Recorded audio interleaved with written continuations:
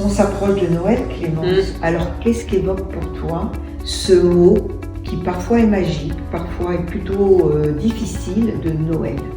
Alors Noël, c'est de la lumière, beaucoup de lumière à une période où il y en a peu. C'est vrai. Donc ça réchauffe un peu le cœur. Mais comme tu disais, Dominique, il y a des gens pour lesquels c'est une période très compliquée. Il faut penser à ces gens-là parce que parfois c'est un moment de solitude qui est renforcé dans l'année. Parce qu'en fait, Noël, c'est quoi? C'est un rassemblement familial, c'est un peu cette fête des enfants. Les enfants portent cette fête. Et dans le monde entier, je crois qu'on peut dire que c'est universel. Et voilà, penser à ces enfants à qui cette fête apporte beaucoup de bonheur. Mais avoir une pensée aussi pour les gens pour qui c'est une période très compliquée, dans laquelle ils vivent un moment de solitude ou d'ailleurs d'isolement. Et c'est vrai que c'est une période où c'est encore plus difficile pour ces gens-là. Alors en plus, en ce moment, chaque fois qu'on allume le poste de télévision, on entend quand même des tensions, des guerres, des crises. Et paradoxalement, on commence à avoir de la lumière dans les rues.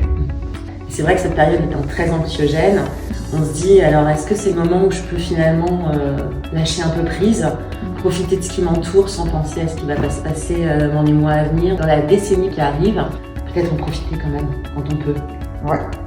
Écoute, en tout cas, quand on se dit que ce sont les enfants qui portent cette fête, moi j'ai un accompagnement à l'école en CM2, CE2. Les enfants, par petits groupes, préparent leurs coutumes de fin d'année. Donc on a la fête des Lumières, on a l'Aïd, on a les Noël dans les pays chauds. Et ce qui me frappe à chaque fois, c'est qu'ils sont immensément fiers de partager leurs traditions et ce que ces fêtes véhiculent. Ah ouais, c'est normal, pleine de couleurs en plus. Ouais. Et c'est vrai que c'est une fête finalement qui se décline de plein de façons, à la fois d'un point de vue gastronomique, d'un point de vue de célébration, comment la soirée s'organise, comment la journée s'organise. Et c'est finalement mondial.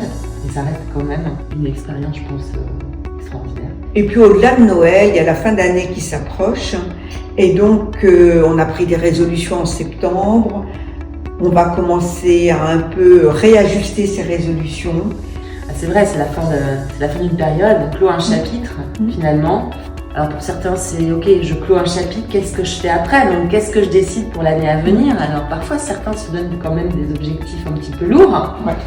Il ne s'agit pas forcément de se donner des objectifs lourds, il s'agit de se donner des objectifs qui sont réalisables, qui sont peut-être juste des petites choses à piloter pour améliorer le quotidien, pour décider de changer des choses dans sa vie, en douceur, exactement. sans fracture, sans rupture, sans choses trop complexes. La stratégie des petits pas. La stratégie des petits pas, et je pense qu'effectivement c'est à ce moment-là que c'est le meilleur moment finalement peut-être pour y réfléchir. Parce que qu'est-ce qui se profile maintenant? Une nouvelle année. Exactement. Les pages sont blanches. 2026. Voilà. Alors nous, on va vous souhaiter malgré tout des douces fêtes de Noël et puis de vous retrouver en 2026, ouvrir un nouveau chapitre, prendre des résolutions, se faire des promesses pour l'année 2026. Promesses tenables. Promesses tenables.